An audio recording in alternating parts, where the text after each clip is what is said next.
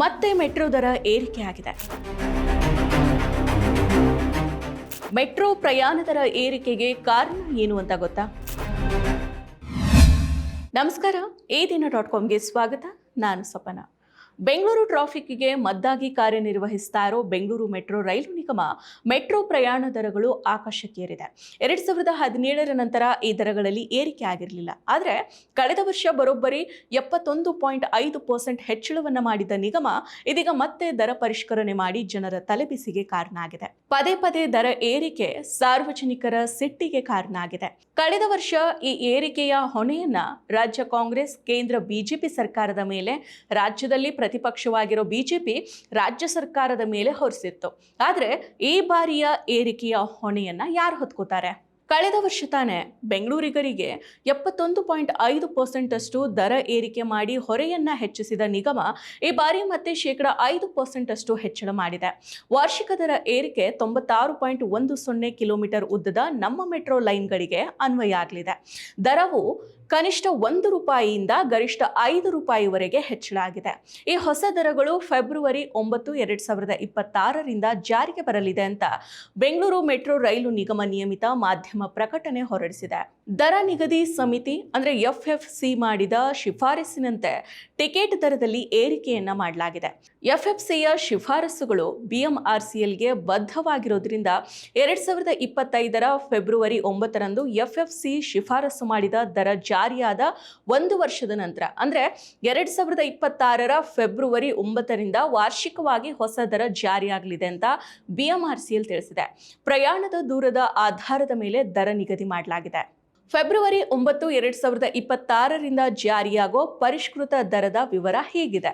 2 kilometre ವರೆಗಿನ ಪ್ರಯಾಣಕ್ಕೆ ₹10 11, 2ರಿಂದ 4 ಕಿಲೋಮೀಟರ್ಗೆ ₹20 21, ಹಾಗೆಯೇ 6ರಿಂದ 8 ಕಿಲೋಮೀಟರ್ಗೆ ₹40 42, ಇನ್ನು 8 ಕಿಲೋಮೀಟರಿಂದ 10 ಕಿಲೋಮೀಟರ್ ಪ್ರಯಾಣಕ್ಕೆ ₹50 ಬದಲಿಗೆ ₹53, ಇನ್ನು 10 ಕಿಲೋಮೀಟರಿಂದ 15 ಕಿಲೋಮೀಟರ್ಗೆ ₹60 63.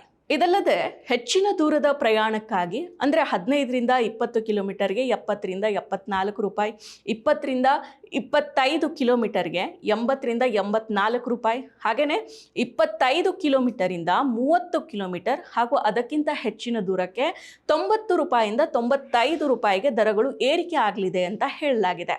ಸುಮಾರು 7.5 ವರ್ಷಗಳ ಕಾಲ ಮೆಟ್ರೋ ಟಿಕೆಟ್ ದರದಲ್ಲಿ ಯಾವುದೇ ಪರಿಷ್ಕರಣೆ ಆಗಿರಲಿಲ್ಲ. ಕಳೆದ ವರ್ಷದ ಸರಾಸರಿ 71% ದರ ಏರಿಕೆ ಮಾಡಲಾಗಿತ್ತು.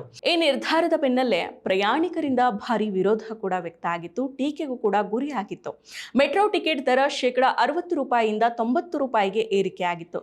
ಬಡ ಮಧ್ಯಮ ವರ್ಗದವರು ಆರ್ಥಿಕ ಸಂಕಷ್ಟಕ್ಕೆ ಉಂಟಾಗಿ ಮೆಟ್ರೋದಿಂದ ದೂರ ಉಳಿದಿದ್ರು. ಆ ಬಳಿಕ ಮುಖ್ಯಮಂತ್ರಿ ಸಿದ್ದರಾಮಯ್ಯ ಅವರ ಸಲಹೆ ಮೇರೆಗೆ ₹30 ಅಂದ್ರೆ ₹8ರಿಂದ ₹9 ಟಿಕೆಟ್ ದರ ಇಳಿಕೆ ಮಾಡಲಾಗಿತ್ತು. ಈಗ 1 ವರ್ಷ ಆಗ್ತಾ ಇದ್ದಂತೆ ಮತ್ತೆ ದರ ಏರಿಕೆ ಮಾಡಲಾಗಿದೆ. ದರ ಏರಿಕೆ ಬೆಂಗಳೂರಿನ ಜನತೆಗೆ ಬಿಸಿ ತುಪ್ಪ ಆಗಿದೆ. ಪ್ರತಿ ವರ್ಷನೂ ಕೂಡ ದರ ಏರಿಕೆಯನ್ನ ಕಾಣ್ತಾ ಇರೋದು ಜನರ ಆಘಾತಕ್ಕೆ ಕಾರಣ ಆಗಿದೆ. ಒಂದು ಕಡೆ ಬಸ್ ಟಿಕೆಟ್ ಬಿಸಿ, ಮತ್ತೊಂದು ಕಡೆ ಮೆಟ್ರೋ ಬರೆ. ಅಧಿಕಾರಿಗಳು, ರಾಜಕಾರಣಿಗಳು ನಿತ್ಯನೂ ಕೂಡ ಮೆಟ್ರೋದಲ್ಲಿ ಓಡಾಡಿದ್ರೆ ಅವರ ಕಷ್ಟ ಅರ್ಥ ಆಗ್ತಾ ಇತ್ತೇನೋ. ಆದ್ರೆ ಅವರಿಗೆ ಸಾಮಾನ್ಯರ ಬವಣೆನೇ ತಿಳಿಯೋದಿಲ್ಲ. ಅಧಿಕಾರದ ಚುಕ್ಕಾಣಿಯನ್ನ ಹಿಡಿದವರು ಒಬ್ರಿಗೊಬ್ರ ಮೇಲೆ ಗೂಬೆಯನ್ನ ಕೂರಿಸ್ತಾ ಜವಾಬ್ದಾರಿಯಿಂದ ತಪ್ಪಿಸ್ಕೊಳ್ಳೋದಕ್ಕೆ ಯತ್ನಿಸ್ತಾ ಇದ್ದಾರೆ. ಈ ಹಿಂದೆ ಏಕಾಏಕಿ ಮೆಟ್ರೋ ದರ ಏರಿಕೆಯಾದ ಮೆಟ್ರೋ ಸವಾರರ ಪ್ರಮಾಣದಲ್ಲಿ 6% ಅಷ್ಟು ತಗ್ಗಿಸೋ ವರದಿಗಳು ಹೊರಬಿದ್ದಿದ್ವು. ಮೋಟಾರು ವಾಹನಗಳ ದಟ್ಟಣೆ ಬೆಂಗಳೂರಿನ ವಾಯು ಮಾಲಿನ್ಯಕ್ಕೆ ಗಣನೀಯ ಕಾರಣ ಆಗಿದೆ. ವಾಯು ಮಾಲಿನ್ಯ, ಹದಗೆಟ್ಟಿರೋ ರಸ್ತೆ ಸಂಚಾರ ವ್ಯವಸ್ಥೆಯ ಹಿನ್ನೆಲೆ ಖಾಸಗಿ ವಾಹನಗಳು ರಸ್ತೆಗಳಿಗೆ ಇಳಿಯೋದನ್ನ ಆದಷ್ಟು ಮಟ್ಟಿಗೆ ತಡೆಯೋ ಕ್ರಮವಾಗಿ ಉತ್ತಮ ಸಾರ್ವಜನಿಕ ಸಾರಿಗೆ ವ್ಯವಸ್ಥೆಯನ್ನ ಆಗು ಮಾಡೋದು ಸರ್ಕಾರಗಳ ಕರ್ತವ್ಯ ಆಗಿದೆ. ಈ ವ್ಯವಸ್ಥೆ ಈಗಾಗಲೇ ಸುಲಿಗೆಗೆ ತುತ್ತಾಗಿರೋದು ನಿಜಕ್ಕೂ ಕೂಡ ದುರಂತಾನೆ. ಪ್ರಯಾಣದ ದರದಲ್ಲಿ 5% ಹೆಚ್ಚಳದಿಂದಾಗಿ BMRCL ₹121 ಕೋಟಿ ಹೆಚ್ಚುವರಿ ಆದಾಯವನ್ನು ನಿರೀಕ್ಷೆ ಮಾಡ್ತಾ ಇದೆ. ಹೀಗಾಗಿ ಬೆಂಗಳೂರು ಪ್ರಯಾಣಿಕರು ಫೆಬ್ರವರಿ 10ರಿಂದ ವಾರದಲ್ಲಿ 1 ದಿನ ಮೆಟ್ರೋವನ್ನ ಬಹಿಷ್ಕರಿಸಬೇಕು. ಇದರಿಂದಾಗಿ ₹121 ಕೋಟಿ ಅನ್ಯಾಯದ ಆದಾಯವನ್ನ ತಡಿಬಹುದು. BMRCL ಕೇಳೋ ಏಕೈಕ ಮಾರ್ಗ ಇದಾಗಿದೆ ಅಂತ ನೆಟ್ಟಿಗರು ಹೇಳ್ತಾ ಇದ್ದಾರೆ. ಮತ್ತಷ್ಟು ವಿಶೇಷ ವಿಡಿಯೋಗಳನ್ನು ನೋಡಲು ಮತ್ತು ಹೊಸ ವಿಡಿಯೋಗಳ ಬಗ್ಗೆ ತಿಳಿಯಲು ಈ ದಿನ .com ಯೂಟ್ಯೂಬ್ ಚಾನೆಲ್ ಸಬ್ಸ್ಕ್ರೈಬ್ ಮಾಡಿ ಮತ್ತು ಬೆಲ್ ಐಕಾನ್ ಕ್ಲಿಕ್ ಮಾಡಿ.